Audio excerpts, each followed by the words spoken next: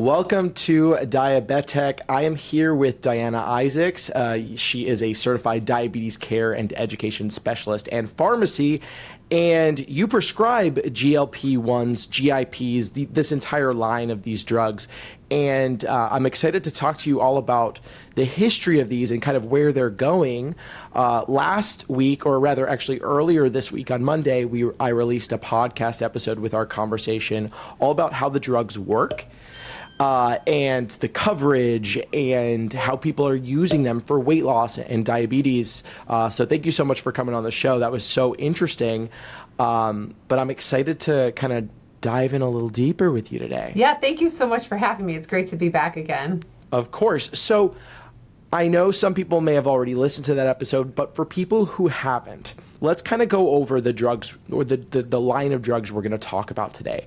Let's explain, can you explain what a GLP-1 drug is and what GIPs are? Yeah, so we call them those abbreviations because they have these longer names: glucagon-like peptide 1 receptor agonist, GLP-1 receptor agonist, and then GIP. So there's one drug that affects both of those, which is tirzepatide. That is a GLP-1/GIP agonist, glucose-dependent insulinotropic polypeptide. So it's a bunch of long names. That's why we use the abbreviations. But essentially, they're called, another name for them is called incretins. They are hormones that the body naturally makes. However, in people with diabetes and people with obesity, they probably don't make enough of them, and they are responsible for appetite, like feeling full, for gastric emptying, how we process food, as well as regulating insulin and glucagon. Yeah, so tirzepatide, which is the GLP-1 and GIP, that is often known as Mounjaro. That is the brand name. Who makes it? So that's made by Lilly, and then they also have the version Zepbound, which is the same. I mean, it's the same molecule. It's tirzepatide. It goes up to 15 milligrams per dose, but it's the indication is for weight management as opposed to Mounjaro. The indication is type 2 diabetes. Okay, and then when it comes to GLP-1s, we often know them as Ozempic and Wegovy. Who makes these, and am I missing some other ones? Yeah, so that's Novo Nordisk, and Ozempic is the type 2 diabetes indication version. That one goes all up to 2 milligrams. And then Wegovy is the weight management version, and that one goes up to 2.4 milligrams. Can you kind of just list off for us, very general, because we got into this deeper in the last episode, what are the ways that people are using these drugs, or that we've found that they can be helpful? Kind of just give us like a bullet point list. Well, definitely for type 2 diabetes. That's what their original indications were for. And then beyond that, we saw that they decrease weight. So now they're used for weight management as well, irrespective of having diabetes. And then as well as that, we're seeing benefits. So they've been studied for things like heart failure and for kidney disease, and they don't have specific indications for that yet, but likely they will in the future. They've also been studied in people with cardiovascular disease, showing they decrease events. So now they're recommended, at least for people with cardiovascular disease that also may have obesity or have diabetes. And then off-label, they're used for type 1 diabetes. And there are some studies that they've looked at it in type 1 diabetes, also seeing benefit. And we're starting to see other interesting things come up, like their use in dementia and Alzheimer's. And so it's kind of addiction. I've seen they're studying that. So it's really interesting to see where they're going. Wow, that's fascinating with addiction, because, we got into the mechanics in the last episode and how there is a mental aspect of these drugs, and that's so fascinating. Wow. So what exactly are these drugs doing to the body? Well, they do a lot of different things, which is kind of what's cool about them. But it's kind of the heart of what they do, or what they originally were thought to do, was that they slow gastric emptying. So basically they slow down how quickly you process food, which helps to feel more full, but also helps to kind of prevent that huge spike in glucose that could happen right after eating. So they actually increase the amount of insulin put out by the pancreas. And in that way, they're reducing glucose levels, but they only do that if a person ate something. So they're not expected to cause low blood sugars because they only increase insulin if a person actually ate some food. They also affect another hormone called glucagon, where a lot of people with type 2 diabetes have too much glucagon, and that stimulates excess glucose coming out of the liver. And so by reducing that, it also reduces glucose in the bloodstream. And then it directly actually impacts the brain, where it promotes the feeling of fullness. And a lot of people will say when they start these, like, they feel like a normal person for the first time in a while, where they just never like felt full before. Because people are very used to overeating, and especially with diabetes, type 2 diabetes, often that's just one of the things that it's not working as well. Like, people just don't feel as full as they probably should. And so it helps with that. So those are like some of the key mechanisms. But the thing is, we have learned over time, there's actually likely other things, because we know now it helps to reduce like heart attacks. And so likely there are some things happening in the heart as well. They may be reducing inflammation. They have some impact on lowering cholesterol levels and blood pressure levels. They help with insulin sensitivity, like how we respond to insulin in our body. So we're still even learning all the additional things that it does. But in doing all of this, it ultimately helps with weight, and it helps with glucose, and likely some other things too. When did development of this class of drugs begin? Yeah, so really the first one became available in 2005. And when it first became available, it was a twice daily injectable that had to be taken with regards to food. And over time, we've seen an evolution where they've gotten easier, much easier to take, where then our kind of the next generation was a daily that did not have to be taken with food. And then we got our first weekly injection, which was really exciting, going from twice a day, then to once a day, to once a week. Unfortunately, the first weekly one was a little bit harder to use because it required reconstitution. You had to take a powder and mix it with a diluent, and so it was a little bit harder to use, but at least it was once a week. And then we started to get agents that were taken weekly that were easier to use. So instead of having to reconstitute it, it had a device. And these devices have gotten easier over time. We now have a few different weekly agents that are just like, some of them you don't even see the needle. It's just all contained. It's one dose at a time. And then also in there, we got our first oral agent too. So typically they're injectable agents, but we got one that is a daily oral pill for those that don't like taking injections. So that was exciting. And then the more recent innovation was all of these were GLP-1 agonists. So they affected one of the incretins. Now we have one that's affecting two incretins. And so that, I think, is the path that we're going down, where we're going to start to see more that our 2, our 3 are different incretins. And so it's been very exciting. Yeah, I have questions about all of that, which I'll get into in just a bit. Why were these developed, though? What were they looking to treat with these originally? Yeah, so originally type 2 diabetes was the target, that they would lower glucose levels.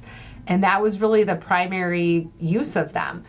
Now, what's interesting is that in this process, so in 2008, the FDA actually came out with a mandate saying that any drug that comes out now to treat diabetes needs to show that it has cardiovascular safety. And this really came because there was a scare with rosiglitazone. The brand name is called Avandia. There was a large meta-analysis that showed that it might increase heart attacks. So there was concern that just because we're lowering someone's glucose, which you would think would lead to improved outcomes, that maybe these aren't actually improving outcomes for people. So every drug that came out after that had to do a clinical trial to show that it does not increase cardiovascular events like strokes, heart attacks, or cardiovascular death. Yeah, well, so these drugs, I feel like so many people know about them because of weight loss. When did that switch happen? These drugs were being developed for type 2 diabetes. They're being used for some years. They've been around. When did it switch, or when did, I guess, researchers notice this weight loss ability? And then was it instantly something they were, talking about and marketing in that way, or did that come later? So it's interesting because liraglutide is the first one that had the indication specifically for weight loss. And in its indication for weight loss, it's called Saxenda. And I think really where this was learned was that so these were brought to market for type 2 diabetes, the primary outcome that they looked at in these trials was the reduction in A1C. However, one of the secondary outcomes they looked at was changes in weight. And they saw as they were doing these trials, oh, wow, these drugs also help with weight loss.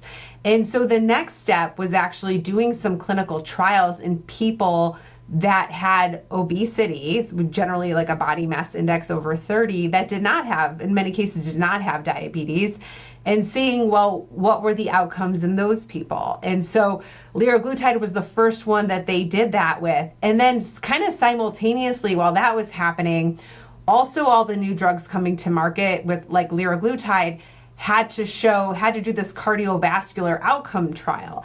And when that trial was done, it was quite remarkable that they showed that not only is this safe, like this didn't increase heart attacks or anything like that, but it actually improved. It reduced heart attacks. It reduced strokes.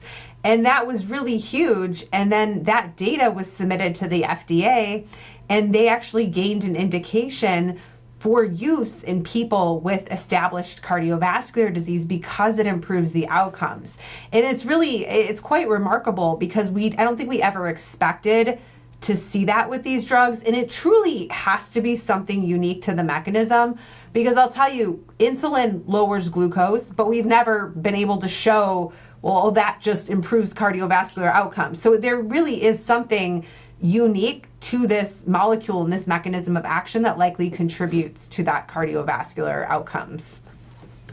Amazing. Yeah, I did hear that, and I mentioned this podcast episode in our last episode. Acquired did a 4-hour special on Novo Nordisk. Researchers were testing these drugs on mice, and they found that the mice were losing weight. And, it doesn't always carry over what happens with mice. It won't always carry over with humans, but they did notice that early on, and it was something that, they continued to look into. And I guess with the clinical trial with people who are obese, they continue to see that. So now that we have an understanding of why and how these were all developed, let's kind of walk through the evolution of these. You said that this all started, the first drug came out in 2005. What was that drug, and how well did it work? Yeah, so this all started 2005, exenatide immediate release, or Byetta was the brand name, dosed twice a day, 1 to 60 minutes before 2 meals. And it worked moderately well. I mean, it was a unique drug to the diabetes space. It did lower A1C. It did cause a little bit of weight loss. And so it was exciting to have a new class of medication, but the twice daily injection was a little bit burdensome. And so it was great when we got our first daily agent, which came out it got approved in 2009, came out in 2010, liraglutide, or Victoza is the brand name of that. And that was exciting because that was a daily injection that could be taken any time of the day. So that was more convenient to use. It also seemed a little bit more effective in terms of A1C lowering and weight loss as well. And what's interesting about that drug is, so like one of the things they looked at in these trials was weight. And so they saw, oh, there's more weight loss with this. And so eventually they went on to study that specifically for weight loss in the clinical trials. And that eventually got the weight loss indication as the brand name Saxenda, which went to a little bit of a higher dose. So that was exciting to get that. And then, oh, sorry. Question. Was weight loss still something that these were affecting up until that point? They were. It's just that they didn't have a specific indication. So they were designed, what does that mean? Yeah, so they were mean? designed to treat type 2 diabetes, and that's what they were FDA approved for. So you couldn't just, if you didn't have diabetes, you couldn't typically get that agent prescribed to you. By studying it in a clinical trial program and getting the approval to use it in showing that it was effective in people that did not have diabetes, and it was safe. It's also important to show in these trials that it's safe. That's what helped gain the approval. And when you have an FDA approval, then it's easier to get insurance to cover it, although really insurance doesn't cover the weight version that well. But it's in theory, it's easier to be able to obtain it. And you also feel more confident that it's safe because it's been studied in that population. Okay, and what year was that? Where are we right now? So Saxenda, the weight loss version, got approval in 2014. Does that then bring us to 2020 when semaglutide, like Wegovy, Ozempic come out? Well, it does, but there's still a bunch of other things that happened in between. So in the meantime, there were other innovations. So exenatide, that immediate release, right? That was annoying. So we got the extended release version, but that extended release version, the weekly, during that time also evolved because the first version of it, you had to reconstitute, you had a dry powder and a diluent, and you had to mix it. So it was like so exciting to have a weekly agent, but having to do that was kind of a lot. I mean, it's kind of like nobody uses the old glucagon kits. Like it was like a lot to ask people to use. I shouldn't say nobody uses them, but when you have something easier to use, like it's definitely preferable. It makes it easier. So anyway, the first version was hard to use, but that did evolve. That was around like 2011 it got approved, 2012 it came out, and then over the years they simplified the version to where you had to like tap it 80 times, and then they got to a version called the B-Size where you just shake it for 15 seconds. So that was something that got a lot better. Unfortunately, that drug though caused these, and it's still out, it's still available, but it causes subcutaneous nodules. So like these, after you inject it, you could have nodules under the skin. They're totally safe, like they're not harmful, but I mean, that's not like the most pleasant side effect ever, right? So anyway, there were more innovations in this space where there were more weekly agents that started to come out. And so in that space, dulaglutide or Trulicity was kind of a big deal. That came out in 2014. And that was just a much easier to use weekly agent that just had a really nice, like I have one of them here, just a really nice, simple injection. You don't actually ever see the needle. So, and it's like everything, it's one-time use pen and then you dispose of it. So it just made it a lot easier to use this type of drug, especially for people, like a lot of people that are starting these, they've never been on an injection before. So that just once a week with a device like this makes it a whole lot easier. And then in 2017, Ozempic got approved.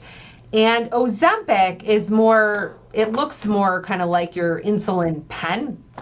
Got one here, except there's only a couple dosing options. So unlike a pen, you don't have, like, it doesn't go 1 to 80 or 1 to 160 or whatever. It just goes, it just has the doses that are kind of based on the pen that you're using. But that was a big deal because we noticed Ozempic was more effective than kind of some of our previous older agents in terms of that glucose lowering as well as the weight loss. So that was a big innovation. And then I think in 2022, well, actually, let me back up because before that, in 2019, we got our first oral version of one of these. So I think all of these so far have been injectables, and not everyone loves to inject things. So there was definitely some interest in, can we make this in an oral version? There's definitely challenges with the oral version because of the fact that it degrades so quickly in the body. That's why it's injected. Like, it's just goes through that GI tract. It degrades, and then none of it's absorbed. And that's the challenge. That's why we didn't have an oral version. But with the oral semaglutide or Rybelsus, they were able to actually use this absorption enhancer called SNAC. And that allows it to kind of bypass a lot of the things in the GI tract that cause it to break down, and then it gets absorbed.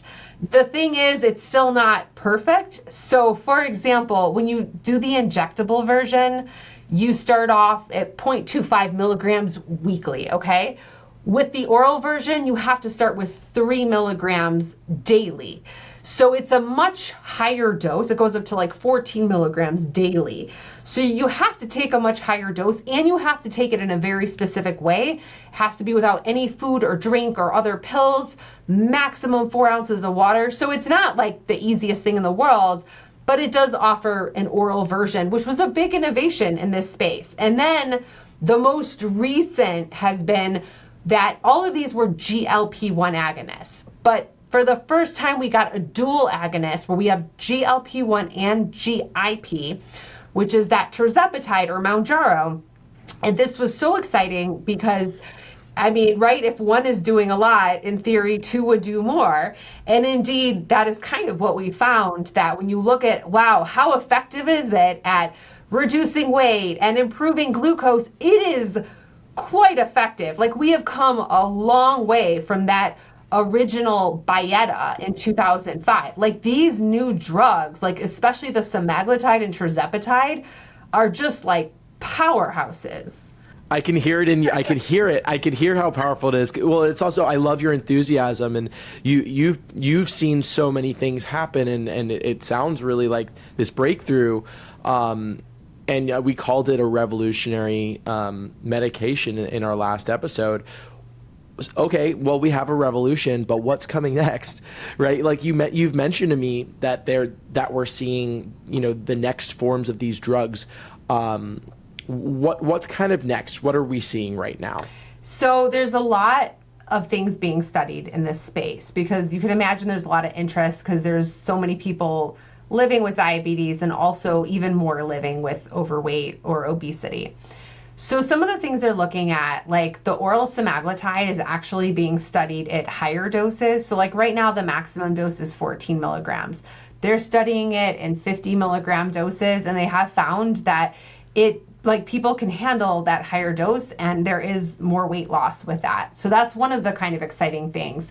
But then there's also another oral drug that's being looked at that has been reformulated, that it doesn't have kind of some of those restraints like the Rybelsus, where you have to separate it from everything else. And that is actually orforglipron. So it's like a long name. I don't know what the brand names these are going to be called when and if they come to market, but that one is being looked at as well. And then there's also some other ones that are, for example, there's a triple agonist. So right now we have the single, the GLP-1, we have the dual, GLP-1, GIP, but they're looking at retatrutide, which would be the first triple agonist. And I think the third thing it's affecting is like the glucagon receptor agonist. And so that, like, in theory, right, that could, if it's affecting 3 incretins, it could potentially, have even better effects. So that's being looked at. What is that third incretin exactly? Like, what is it controlling? Why is it something that they think is worth looking at? Well, all of these are involved like within the GI tract and have similar functions in terms of their abilities to to be able to affect appetite, to be able to reduce that gastric emptying. And I think we're still learning, because some of these receptors can be in other parts of the body. And so they, in theory, could have even more effects. So, but I think the idea of it is that we're hoping that by affecting 3 of them, that there would be even more weight loss and more glucose lowering. But the thing is, there's also been a number of drugs that have been studied that have not come to market. And the thing to keep in mind are the side effect profiles. When you are using something that is a higher dose, or you're affecting 3 incretins instead of 1, you could have more side effects. And so that's something that's really important that's being looked at in these trials, that hey, yeah, maybe it's going to cause 100 pounds of weight loss, but a person's going to be sick in bed all the time. Like, who wants to live like that? So it's a really important balance. And so not all of these will come to market necessarily, or they may still need to find out, like, what is that magic dose that works well, but is also safe with these agents. When you talk about advances, there is a drug being looked at called CagriSema. And this is taking a combination of semaglutide with basically an amylin. And so what is that? So amylin, another name for it, we actually have an FDA approved version called pramlintide, or Similin is the brand name. And this is a drug, it replaces amylin, which tends to be something deficient in all people with diabetes. And actually, it's one of the unique drugs that's FDA approved for type 1 and type 2 diabetes that probably a lot of people aren't aware of, because usually for type 1, the only thing technically approved on label is insulin. So this Similin, or pramlintide, actually is approved for it. The challenge, and the reason you don't hear a lot about it, is because it needs to be taken 3 times a day with breakfast, lunch, dinner. It needs to be taken with mealtime insulin. And when you do that, it generally will reduce, like you would cut your mealtime insulin in half. And it does help with weight loss, and it helps a little bit with glucose lowering as well. So this molecule, it's a good molecule. It's just that 3 times a day is just not, it's not practical when you're already doing 3 mealtime injections a day. We still have some people on it, because there's some insulin pump users that say, well, I'm on a pump, so I don't mind as much the additional 3 injections, but it's just not like a super common popular drug. So anyway, in this formulation, they've somehow made it where it's a weekly that they've been able to combine with semaglutide. And so to me, that would be really exciting. That could be kind of like another innovation. And then also just one other thing. So they are in development, or likely to be approved very soon, as a weekly insulin icodec. And so you could imagine, especially for type 2 diabetes, combining a weekly insulin with a weekly GLP-1. Like, how awesome would that be? 1 injection a week, you're getting all your insulin and all your GLP-1. So that's like another thing that they're looking at that I think would be pretty great. You've known about these drugs for some time, but myself, the general public, we haven't. Did you watch this grow in popularity? Did you foresee that happening? Like, what was going on earlier, when these were starting to gain a little traction? Did you like see that this was going to happen? No, I honestly, I wish I could be like, yes, I predicted this, and this is like, I knew it all along. But no, I mean, I don't think any of us, when I started in diabetes, like, for type 2 diabetes, it was like insulin, metformin, sulfonylureas, and TZD. Like, we didn't have all these agents. So when anytime something first comes out, there is some hesitancy. And that's why I get why the general public is like a little bit weary. They're like, where did this come from? Like, how do we know it's safe? And there's all these warnings on it, and maybe it's not good for you. So like, I get it. Like, we're trying to be cautious at first, but knowing they've been around since 2005 and then seeing their evolution, and I just don't think any of us could have predicted the cardiovascular outcomes, the benefits of it. That's the part that was just really, it's just totally revolutionized how we treat diabetes. I mean, it just used to be like totally glucose centric, like get your A1C to goal. Cause I was also around before CGM was really like grew. So it was like, get your A1C to goal. And now it's like, it's totally different. It's like looking at the bigger picture. It's like, well, why do we want to get A1C to goal? Well, it's so someone doesn't have potential diabetes complications. So what are those? Well, we want to make sure they have healthy kidneys. They've got healthy eyes. They've got a healthy heart. And so, of course, we want to use therapies that are going to make those healthy. And so that we don't always care about what their glucose is. Yeah, we know if it's really high, that's not going to be it can increase their chance of complications. But we may want to use these even if someone is at goal, because we know the benefits. And sometimes those are just different conversations for people, because a lot of my patients, at least the ones that have type 2 diabetes, not type 1, are like, my goal is just to get off of medications. But it's sometimes that conversation of, okay, that can be a goal, but just understand there's some benefits of these outside of even just like your glucose. Yeah. Now there's been an Oprah effect with these drugs, right? Like Oprah said she was on these drugs, and now we're seeing shortages. Celebrities are talking about it. What have you kind of seen with all of that from your end? Yeah, it's so interesting, because it's like, we never would have expected like people would be so excited to go on an injectable medication and to be on a diabetes drug. So it's really interesting. And I think what it comes down to is that the weight loss effects of it are something people are very excited about. And it's truly just very interesting, because like knowing that 70%, I think the statistic is 70% of the US population lives with overweight or obesity. So it's so many people that are affected by this. And the thing is, people, it's not like people are like, oh, I'm like, this is fine. Like, this is how I want to stay. Like, people are like, I actually want to lose weight, and I want to change, and how can you help me to be able to change? And so we are seeing a big desire to try this out, and that is leading to some of the shortages. And I actually didn't anticipate that either. When I first saw like the videos on TikTok, I was like, no big deal. That's not like actually going to affect the supply of this. But it has, like, it actually has affected the supply, and they're struggling to keep up. It's not that the companies don't want to make enough. Like, I'm sure they want to sell their drugs. It's just that keeping up with the demand, this unprecedented demand, I just don't think anyone could have thought there'd be this demand. Yeah, so that kind of leads me into my last segment, which is really the effect on the economy. So I've heard it said that outside of artificial intelligence, possibly even in front of it, that these drugs may have the largest effect on the economy. And there are a few different ways. Well, first of all, a report from JP Morgan Research said that roughly 9% of the US population, that's 30 million people, could be using GLP-1 drugs by 2030 for either diabetes or weight loss.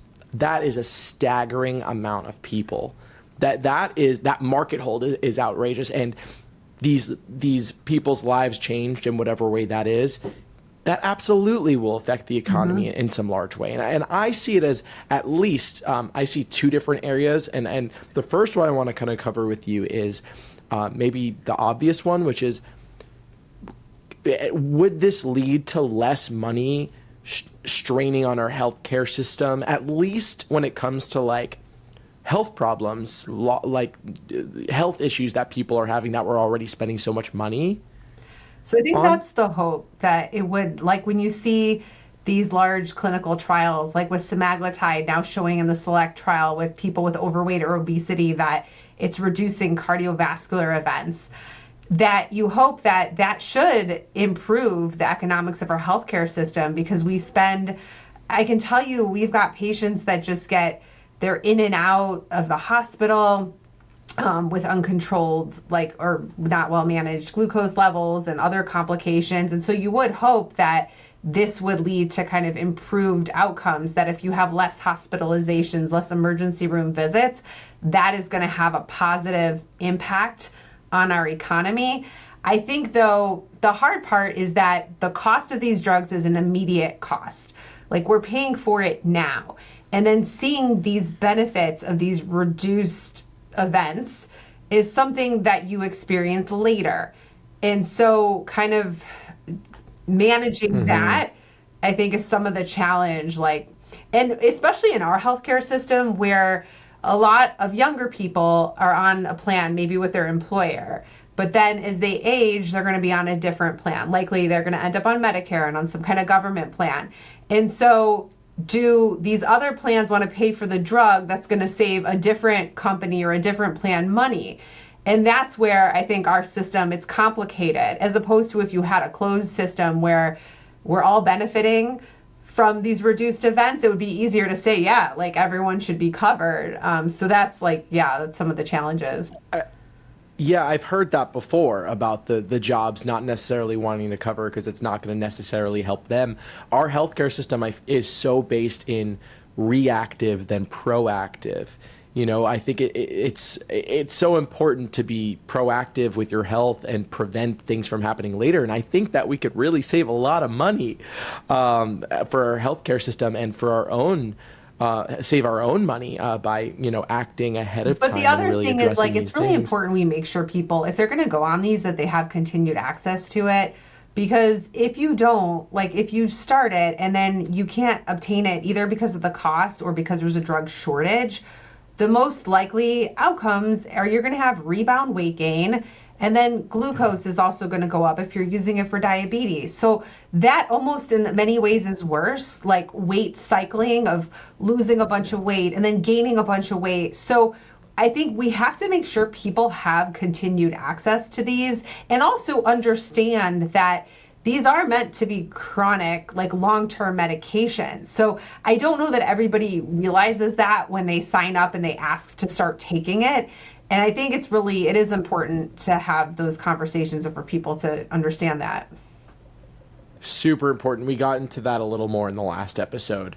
But yeah, these drugs aren't a toy. They are drugs and they have great outcomes for people, but they're not just something you really should be taking because you want to look good next weekend and then, stopping them. Right.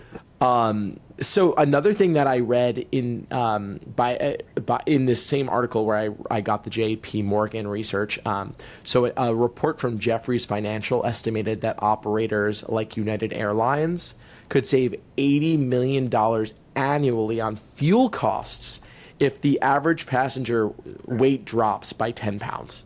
Like, these are things that you don't even think about, that you're like, whoa, like, if 30 million Americans, 10% of the population is 20% less, lost 20% of their weight, on average, that will lower the weight of the plane. I mean, that just was staggering to me. That was really surprising. That is really interesting. Yeah, that's right. I wouldn't think about that. I guess you could make people pay more for their seats. I don't know.